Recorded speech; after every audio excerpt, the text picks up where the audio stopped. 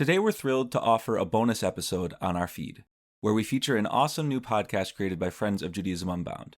The new pod is called Aderaba, Jewish Studies on the Contrary, and it's co-hosted by Rafe, Neis, a past teacher in Judaism Unbound's on Yeshiva, and Gilah, Kletenik. We're featuring their second episode entitled, What's Bad About Being in the Image of God?, which connects to the mini-course that Rafe taught with us entitled Untangling Tselem Elohim. Tselem Elohim meaning the image of God. A bit more about Aderaba. Join Rafe, Neis, and Gilah Kletenik as they explore big questions through a diverse range of Jewish texts, ideas, and cultures. The conversations are sometimes clarifying, but always contrarian. Come for their uncommon insights, stay for their critical takes on the fields of rabbinics, classics, history, philosophy, critical theory, and more. You can subscribe to Aderaba in Spotify, Apple Podcasts, or anywhere else that podcasts are found. Without further ado, here's episode 2 of Aderaba, Jewish Studies on the Contrary. We hope you enjoy.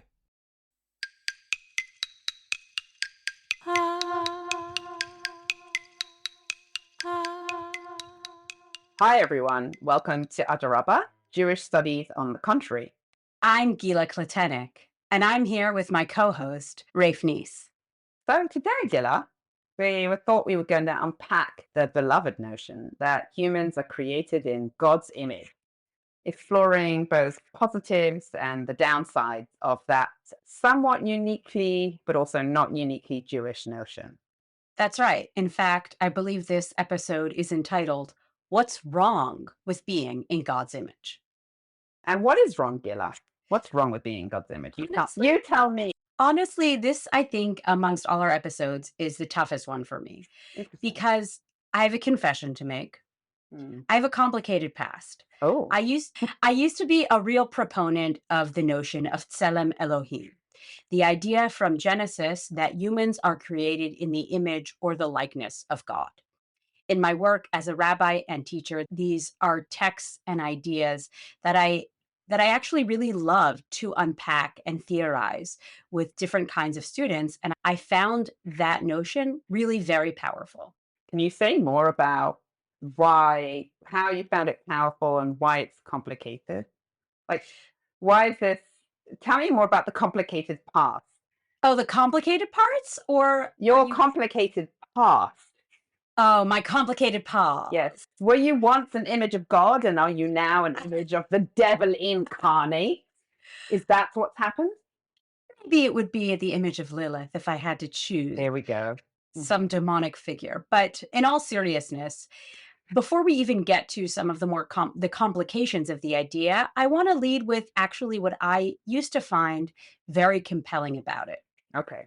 And I think there are two elements. The first is what happens when we contextualize this idea of Tselem Elohim, being in the image of God, within its ancient Near Eastern context.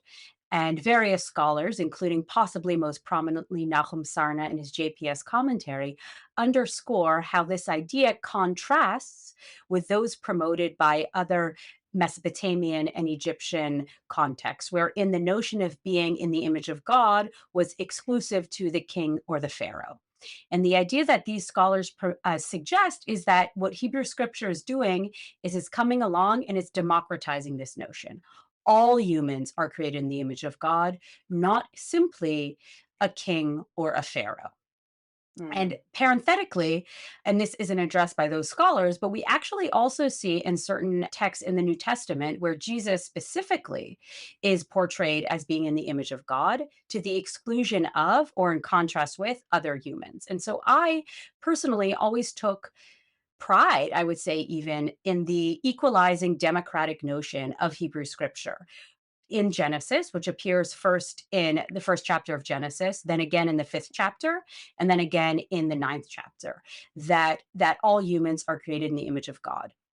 That's one element. Right. I mean, I want to stop you for a second, Gilah, because I feel like the minute we hear these self-congratulatory, look, the Goyim, they were monarchists and they only used image of God for the kings, but look, the Israelites or whatever layer this Tselem Elohim is, if you want to go for the Elohis, probably. Right. Actually, no, I think it's priestly. It's priestly. actually. Because Well, certainly in the ninth chapter, but yes, I think I don't know about the fifth. Okay, we can get into it. But Genesis 1 is supposedly yes, Genesis 1 is, but okay, this is just folks who are listening, this particular scholarly school that attributes various strata of the Bible to different authors. But groups of authors. Let's back away from that. I guess the minute I hear the sort of the Israelites or the pre-Cle authors take something that in the ambient Middle East is a monarchist idea and democratize it, I get a little suspicious. I'll say that just because of how conveniently self-congratulatory it is. However, and of course, because of the problematic Orientalist trope, which is in a way, I think, a very Christian move to make even the Hebrew Bible the better version of what you find in the rest of ancient Middle Eastern culture. It's a reflex that's been taken up also by Jewish scholars. But let's put that aside. At the same time, I do vibe with your distinction between the Christian idea that is actually spelled out, especially in the New Testament, but in early Christian literature, that the image of God suffered damage or what's called a fall, and therefore required another image of God, i.e., Jesus, who's God's image incarnate, to restore it. I definitely find myself troubled by that idea without necessarily feeling married to the idea that all humans are in the image of God. So I guess I think that maybe it's fair to share that I myself have a sordid history, not that sordid, but used to really find the idea of humans being in the image of God very tantalizing. And that was less about the ways that it democratized all humans and less about the ways that it endowed humans with sanctity and more about what it meant for the other side of the equation, which maybe we'll get to later, which is if humans are in God's image, and I'm, as you know, a huge literalist, I take that very seriously. And so I used to be very fond of those, especially early rabbinic traditions that took it very literally and basically understood that if you want to know what God looks like, look in the mirror. And those traditions understood that God has a body that coincidentally, of course, because of this idea of humans being a kind of copy of God's body, looks like a human body. Two legs, right? And there are actually early Jewish mystical accounts that even give you the measurements of God's body parts. So there is that's fascinating, that tradition to me. Right, that Shior Koma literature, that early Kabbalistic text. But of course, all of that is rooted in the first chapter of Ezekiel, which really turns this on its head, right? If Genesis tells us that humans are created in the image of God, in Ezekiel, we're actually told that it describes God as Demut Kisei V'al Demut HaKisei Demut Kimar'e Adam Alav Milamala, right? That God is actually described in this vision of Ezekiel as looking like a human. And it flips it. Really, it's the total inverse of the notion that humans are created in the image of God. Here, it's almost like humans, it's telling us what's obvious, which is that humans really are the ones creating God in their own image. That's already a much more deep, that already is like a metaphoricizing it, which, as you know, I'm a literalist, but yes. And that will get to that idea that is it a coincidence that humans attribute divine form to human form kind of thing? And we'll talk about that later. Spoiler alert. It's not a coincidence. Thank you. Thanks, Gilah. We both clearly like to be not just literal, but heavy-handed. Some of us, of course, are light-wristed, but that's a whole other thing. So let's just get back to, in a way, the stakes for many people, because in many of the circles in which I circulate in circles, so I'm sort of twirling around. Maybe thesaurus would help you. On the contrary, I like the idea of the kind of circle within circle metaphor. But I hear the notion of Tselem Elohim used a lot. And it's used, I find, often by Jews, right? The image of God, too, surprisingly, but also by you hear it a little bit sometimes in Christian circles too. And it's used often to uphold egalitarian, inclusive impulses, right? To say we should recognize the rights or we should embrace all ex-humans because they, like us, are in God's image, right? So there's a kind of religious-based call of equality and liberty, and you might say even liberation. So that's one of the places that I hear it often even described, and others who have taught or with whom I've spoke will know that I point this out, that so often communities, liberal or even left radical communities, will cite Tselem Elohim, the idea that humans are in the image of God, along with another principle, tikkun olam, or mending the world, as the two most important principles in Judaism. And they will often use it to support a liberal or left sort of political vision of justice. Yeah, and I am sympathetic to that, right? And when I hear that reduction, like that emphasis on Judaism of Tselem Elohim, instead of thinking, oh my God, where did that come from? I'm actually reminded of Bereshit Rabbah, a midrash, a 5th century midrash, and I'm also reminded of a similar text in the Yerushalmi of the Palestinian Talmud, where actually Ben Azai, the sage, tells us that points to what is the most important verse in all of Hebrew scripture, and he points to Zeh Sefer Toldot Adam. This is the book of the generations of human. Biyom baro Elohim Adam bidnim asa oto. That on the day in which God created human in God's image, and he says Zeh klal gadol b'Torah. This is a fundamental principle in Judaism. And so I think they have legs on which to stand. They are at least in the spirit of Ben Azai in saying as much. And so to return to, my earlier comment when I said there were two things that I found really generative and animating about Tselem Elohim, this is the second. The notion that humans, it comes with this notion of humans being created in the image of God is not just the democratizing and equalizing, but the notion of human dignity. Yeah, go ahead. Irrespective of who a person is and where they come from, and even what they've done to you, they are deserving of a certain degree of respect and dignity. And the Midrash actually brings this Ben Azai comment next to Rabbi Akiva's comment, where Rabbi Akiva tells us the most important verse is V'ahavta l'reacha kamocha, that you should love your fellow like yourself. And Ben Azai is clearly coming in telling us, actually, there's something a bit too reciprocal in that element, or maybe, there's something that comes before that. And that is this base level. And it's not for naught that human rights organizations like B'Tselem literally broadcast that notion that to uphold human dignity and human equality, they're leaning on that idea. Tselem is, for folks who may not know, an Israeli human rights organization.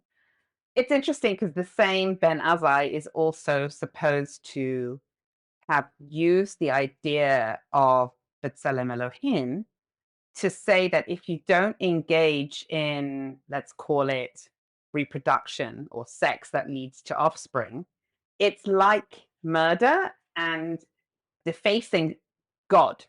And what's funny, of course, is that then a fellow rabbi says, very nice of you to say so. This is elsewhere, but you yourself are not married. And Ben Azai is like, what can I do? I desire Torah. Let the world be continued by the others having sex. And so there's something, this is already where you start to see some, let's just say, pronatalists. There are these material, pragmatic, potential, almost like policy effects that could flow from it. But then the proponent of those policies himself exempts himself from it. I guess I want to... Go ahead, please. Which I was going to say is, first of all, just I love that. I love that self-reflection. And secondly, I do think it's worth noting that even that idea might be based on the third mention of the notion of Tselem Elohim, which comes in the context of actually discussing murder. That a human who kills another human, their blood should be spilled, right? Who spills another's blood. Why? Ki b'Tselem Elohim asa Adam, right? Because humans are created in the image of God. And that is really the root of the connection between Tselem Elohim human dignity and human rights, and also what Ben Azai in that other text might also be leaning on and thinking of murder, because it makes that explicit connection Correct. between. Yes, and Ben Azai cites those verses. Right. So yeah, the Bible itself. But the thing is, of course, that the murder of humans is sacrosanct, and that sets up a hierarchy, of course, of beings. What were you going to say? I was actually going to say, why don't you tell us more about the dark side?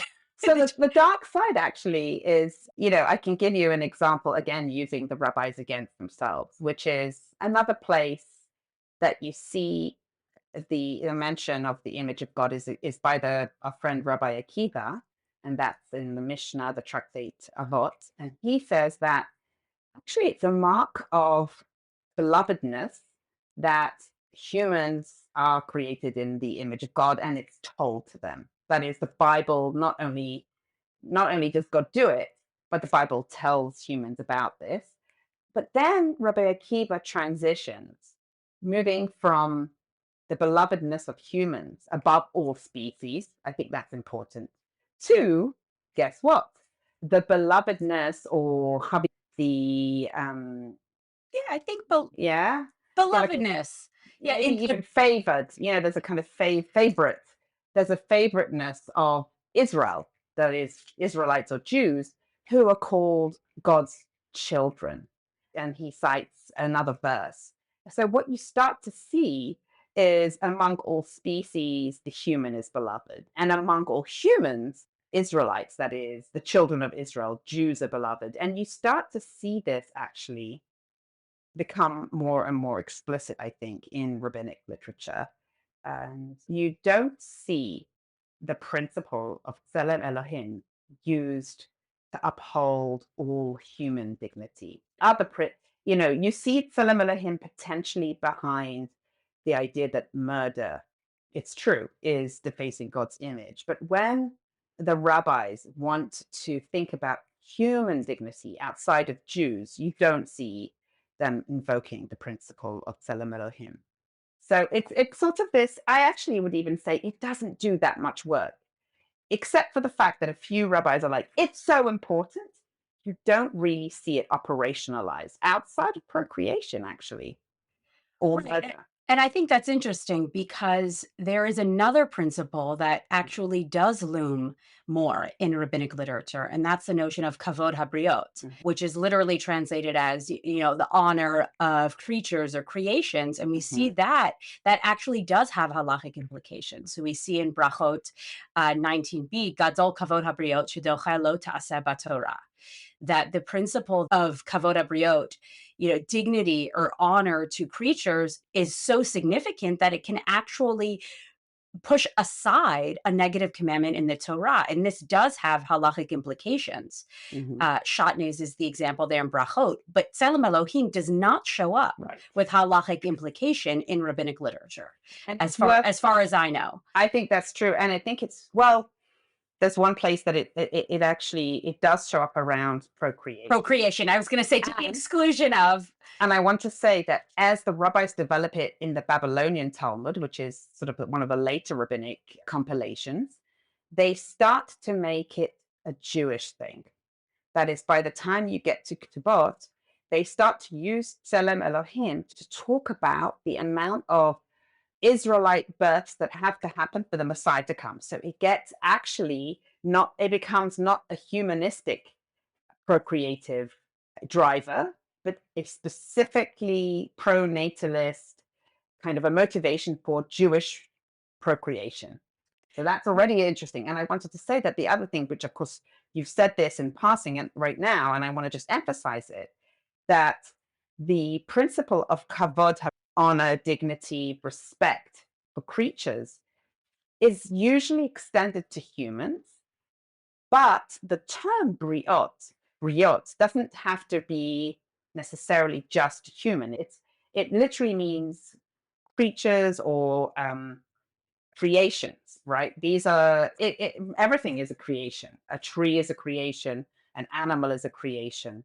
So to the extent that, yes, it is usually used to talk about humans and not animals, it emphasizes human, I guess you could say, kinship, or it's sort of the lowest common denominator of what renders a human kin with anything or any being that's created. So it's a bit like saying instead of human beings, just beings, right? Right. It's taking away that human distinction. Sure. So I wonder if we want to talk a little bit more about the ways that the image of God, we've spoken about how it's valorized to some degree in ancient rabbinic sources, but then also has limited use and then becomes also much more Jewish supremacist in some contexts. I wonder if you want to talk about some of the ways that it's invoked by, other ways it's invoked in modernity or in contemporary instances. I can think of a few, Sure. maybe that are more to sort of on the right or conservative usages. One thing that comes to mind is sort of my favorite awful example of image of God is Hitler, who, no one would think of Hitler as a kind of proponent, but actually, Hitler uses image of God language to castigate what he called race mixing. And I'm using my fingers to kind of put quotes in because I don't, that's not a neutral term, that's an invented term. And his idea that the image of God, of course, is the kind of pure, in that Nazi sense of purity, right? The pure kind of white Aryan. And Jews, Hitler said, are the incarnate insult to the beauty of God's image. And that he argued that the state has to propagate, a pure race and not, well, this is not a particularly original to Hitler. This is a kind of race science that you find in the States at the time earlier and in Germany. But the idea is you need to avoid race degradation or degeneracy. And that means that these sort of upright white Aryans cannot have children with either people of African descent or people of Jewish descent, because if they do so, they will sully the image of God and they will actually produce, he kind of uses the word like mishlings, like half humans and half animals. So here you start to also get at the way that it's a particularly egregious example, but the way that image of God does two things in my analysis. It is a tool against which people who are technically humans can be measured. So some humans are better copies, better images of God. And it's a tool of speciation, right? So not only does image of a God, humans in the image of God let you say that beings who are not human are not in God's image, and then potentially they're negative or disposable. But also, some humans are not proper images of God. So that performs a boundary both between the human and the non-human, and then it often allows, in obviously more egregious examples, it allows people to discount certain humans as not having quite the right image. So gradations of imageness or humanity. That's the example that comes to mind as a kind of more modern invocation. Do you have any have you seen it being used outside of like liberal left circles in ways that you think, I mean, maybe not quite as tendentious as Hitler, but I'm wondering if you've seen it used elsewhere? I Like, mean, did you grow up with it? I think before we actually talk about this, I think we Yeah. have to do some work about how it came to be this way. Hitler's kind of the end of the story, not really the beginning. Sure. And I think that from the very beginning, in the Mishnah that you quoted, for example, with the notion of humans being created in the image of God, comes the naturalization of hierarchy, both between humans and humans towards other species. Yeah. And so when early biblical interpreters try to understand what is this image of God, as early as Philo, we have Philo telling us it's reason, it's the soul, it's the mind. And this and there's a through line really from Philo through today where you see Jewishly, we could look at Philo, we could look at Maimonides, who identify the Tselem Elohim as specifically mind or reason. Right. Or we could look at Christian interpreters like Augustine, who tells us that actually the image of God isn't just reason, but it's related also to this notion of free will. And therewith comes other distinctions: God superior to human, humans superior to animal, men superior to women, etc. Well, that men superior to women is where you start to see another example of how the image of God is bound up with humanness in ways that differentiate not just between the human and the non-human, but among humans. So some humans are more accurate copies. And the examples you're giving about reason, sometimes it's logos, it's freedom of choice, right? It can also be speech, I guess. Yes, you have that. Right. So you have that in Unclos would be one example, which translates Tselem Elohim as this notion of ruach memalala, the ability to speak. But again, this is this notion of something non-physical that is bequeathed exclusively to humans. Right. And I find it wonderful. Right. And the speech there makes sense if you think about it. Well, in that tradition, you can't see God, but we certainly hear God because God has a lot to say. Okay, right? Now, so wait. If there's something in which we're like God, according to that tradition, it must be speech. But before we get to where I want to rewind you. I want to rewind you, actually. I want to put a pause 1 second because you said some really important things. Because you've pointed out Jewish traditions, and there are Christian ones too, that metaphoricize image. And that's really important because you pointed out that the extent to which they're literal, they move from image to speech, which is sound. Because there is a contradiction between the idea that humans are in the image of God and certain Jewish ideas that God cannot be seen. So Maimonides ideas, medieval Jewish ideas, right? This isn't a concern. Philo also, sure, and Philo's coming out of the Platonic tradition. What I mean to say is this is not. It's to emphasize that this is not a concern of the rabbis. The rabbis are not concerned with the idea that God has an image. That is a concern that really surfaces in medieval Jewish philosophy.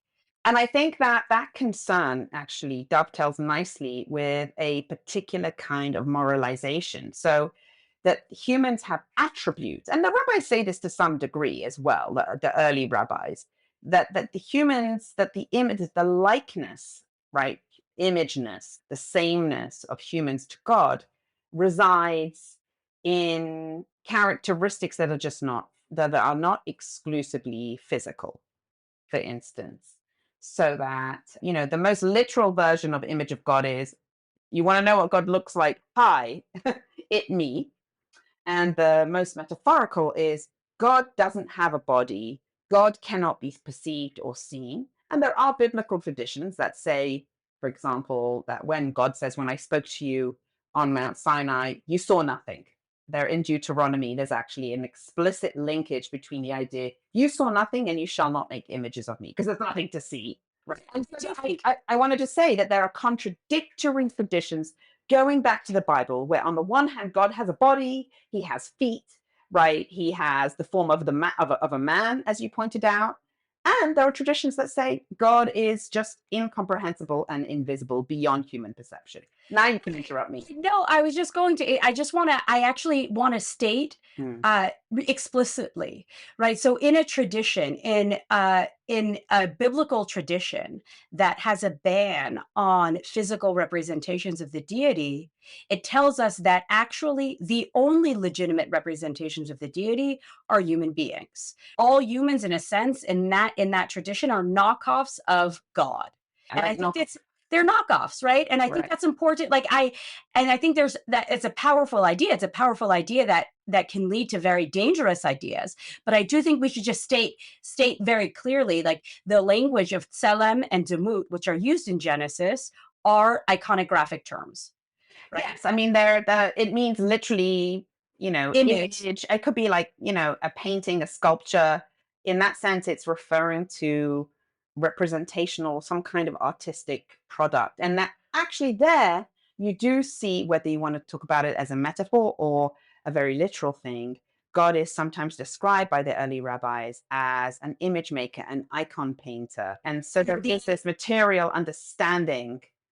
Go ahead. That kind of which is flesh and blood. emphasized, yes, which is emphasized by the forming of human from the earth in, in a kind of clay-like forming that one would, precisely how one might make a certain kind of icon or a certain kind of sculpture. And so humans become the only legitimate knockoffs or icons of God. But now let's go back to the dark side, right? You were saying, you asked, I mean, that might be the dark side. That might be. I feel like that is the problem, that right? is the dark side. And I just want to say, I want to push back. I do think that the Bible, Hebrew Bible, is not uniformly iconophobic. There exist anti-image traditions, but you could argue that the Bible preserves, again, plenty of traditions that not only see that God has a body, but potentially, for example, the idea of the cherubim being built in the. So there are these kind of sculptural, there is the kind of, idolatry images, but there's also clearly traditions of potential celebration of representation and so on. So forms of representation. What is clear is that it dislikes the representations of all non-sanctioned like it's really what the only thing that can be represented is what I tell you can be represented, and all the others can't, right? Well, so God says, I'm a jealous God. I mean, I actually feel like that's actually very good. He's like, listen, we can't be poly, okay? It's like the Exodus. Okay, honey, we can't be poly because I'm jealous. So please don't have any other lovers besides me. And that becomes really literal in that voice. Well, he does. Well, it becomes really literal when he actually has a prophet go out and commission a sex worker, right? And engage, and in order to prove, to show to Israel that they themselves were being unfaithful. So it's. But wait, you were.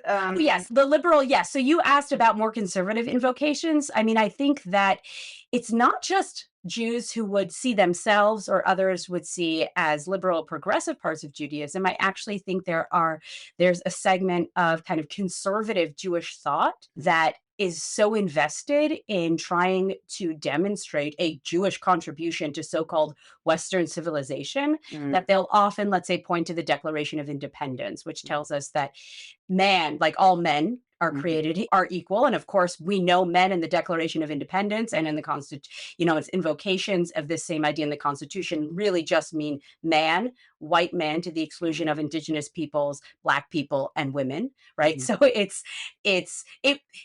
very invocation was always already exclusionary and based upon a social hierarchy. So I always find that interesting that more conservative elements want to trumpet that.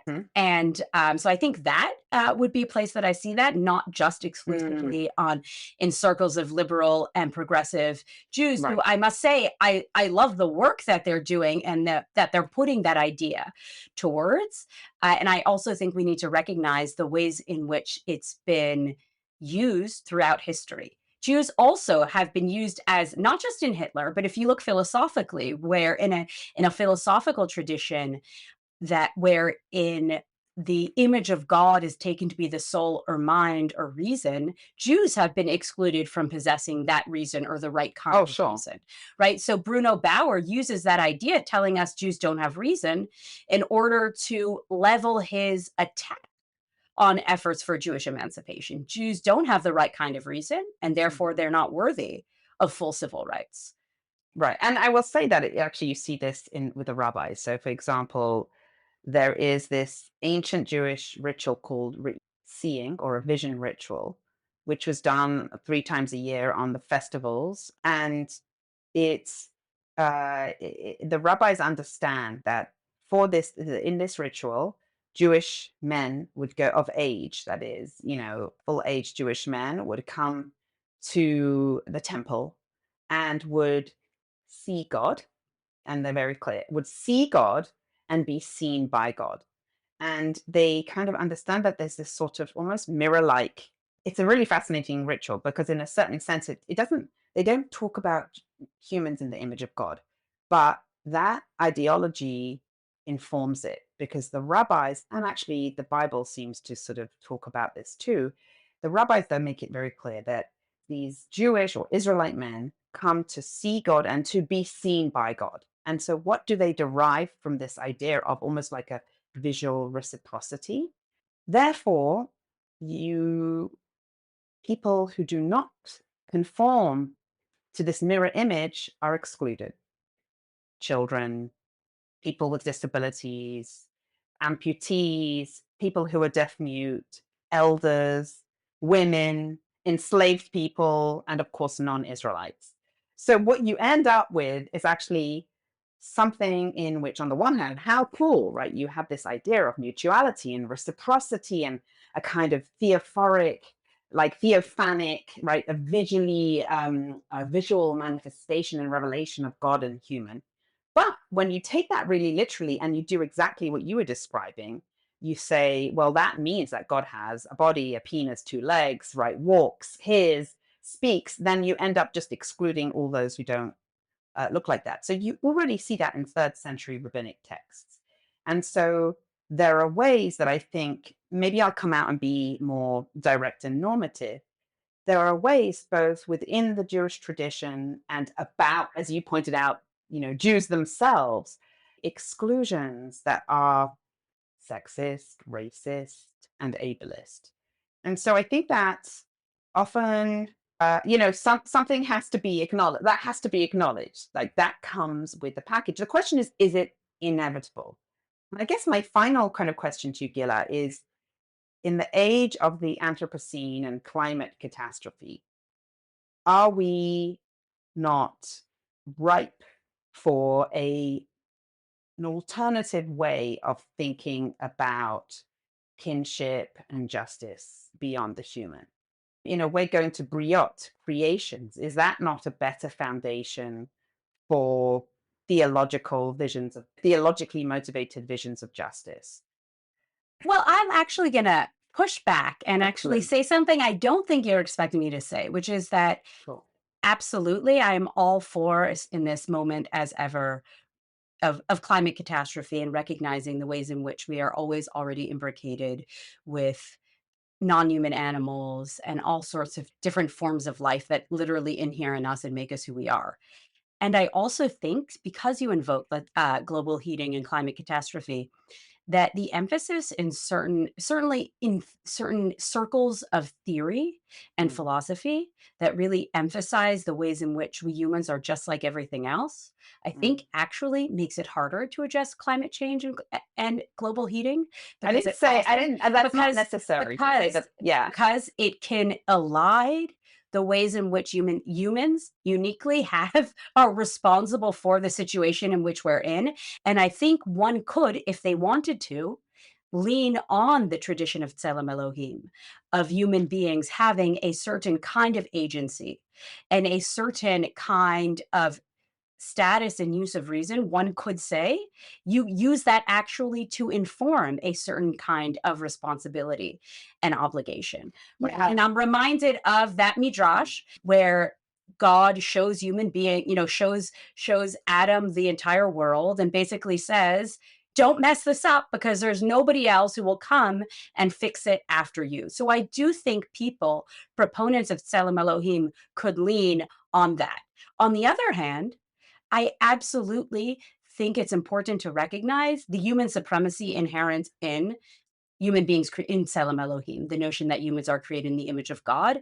And I think it's important to just name that since Xenophanes, many philosophers have pointed out the narcissism in that belief. That I think Xenophanes said that if cattle or horses or lions had hands, they would draw God in their image. And Spinoza says a similar I hear what thing you're as saying. well. I want to interrupt you just because I want to go back and I want to say that I agree with some of the things you just said. I never said humans are like everyone else. That is I did. no. Let me finish my sentence. You said the problem with saying that humans are like, you can go back into the transcript. You definitely, I didn't say you were saying that. Right. But let me just say, let me finish. That is a not best faith version of the argument. A better faith version is, and I certainly don't, I'm not saying humans are like everyone else. So I think there's a way to say that we can do better than the idea of humans being in the image of God.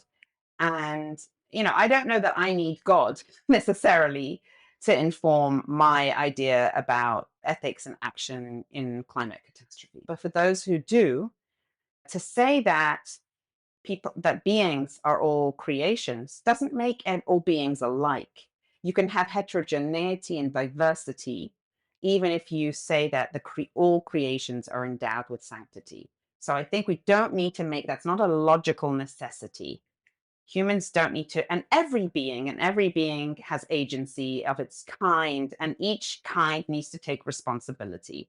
I don't know that you need image of God to say that humans, the worry I have with using image of God is that it's sounding dangerously like a very patronizing custodian theology, that the human is the, what's the word? The caretaker, the one with reason because, yeah, and I think that is not necessary in order to say that humans bear responsibility for their actions. But I do think it's important to emphasize that very reason has led to this situation to begin with. This hallowed reason and so-called progress and technology are the ones that have actually had human beings be responsible for the climate catastrophe. And I was simply suggesting that is sometimes elided. That's all. That sometimes it is of the disproportionate responsibility that humans and their so-called reason carry for the situation is sometimes, and I don't need to start naming all the theorists who I think make this mistake, but one example would be Jane Bennett, that is sometimes lost when people want to make human beings like everybody else. I'm not saying that's what you were doing. No. I think it can in some ways be counterproductive because obviously humans are much more responsible for global heating than any other. Right. But I was talking, but specifically as a way to think about human responsibility. Obviously, we're not going to use it. We're not going to, I agree. But I think sometimes it's okay to be a little patronizing if that might actually inspire some people, right? What you're saying, I'm not saying this does that work for me, but you're saying in a way you're being paternalistic towards yes, people. I am. Yes, you're saying I was hoping you would pick up on that. You were saying that you need to flatter people and tell them you're special because you're human, and you need to flatter them in order to get them to do the right thing, which is actually the right thing is in fact to remember that you're not the only ones here and that you're not as special as you think. And you have responsibility towards non-humans. And I would say in so doing that, I have lots of people to lean on in that tradition. If we've seen anything, definitely stretches back. So I'm not alone. I'm not alone in that. I see that it's a pragmatic move, but I still find it, I guess I wouldn't, if I were educating a small person, I would want not to, I would find, I guess I would find it pedagogically problematic to educate a child, for example, and form their sense of obligation, ground it in human specialness. I don't think that's, listen, I think that for certain people for whom Tselem Elohim is the fundamental asset that Judaism has to offer the world, I think that is a problem. But where it's part of a plethora and a matrix of ideas, then I think that's a perfectly lovely addition. So I agree with you where the distillation of Judaism and Jewish thought to that particular idea is not only misguided, it can be incredibly problematic. On the other hand, I think there's value to it when it comes along with a host of other ideas. Ideally jostling side by side with completely contradictory ideas that are equally Jewish. Yes. Yes. Yeah. Do you feel that we've satisfied our inclination to argue a little more in this second episode? Have we scratched that itch or not? We haven't quite got there yet, Gilah. Fortunately, Rufy, we've got 4 more episodes to hash that out. And I would just want to say that for those looking for more of some of these ideas, I strongly suggest Rafe's recent book, When a Human Gives Birth to a Raven. And I'm going to return the compliment by saying, if you want a philosophical, reasoned take that is logical and not hysterical, please do read the almost hot on the press book by Dr. Gilah. On the press? No, it's hot on the press. It's actually on the press, being heated as we speak. sovereignty disrupted, Spinoza, and the disparity of reality. Especially read the parts about the naturalization of hierarchy. You're going to love that. And the perils of anthropomorphism. That's right. This has And been anthropocentrism. Oh yes, the worst. This has been a fabulous conversation, Gilah. Thank you for listening, everyone. Until next time. Thanks for listening to Aderaba. Music was written and recorded by Dali Muru and the Polyphonic Swarm. If you enjoyed this episode, please make sure to rate the show and leave a comment. It really helps others find us. And be sure to check out our YouTube channel, where you can watch clips from episode recordings. And if something in today's episode got you thinking, sparked a new question, or made you want to keep the conversation going, share it with a friend. That's how ideas spread. You can also follow us on your favourite podcast platform so you never miss an episode. Until next time, thanks for being part of the conversation.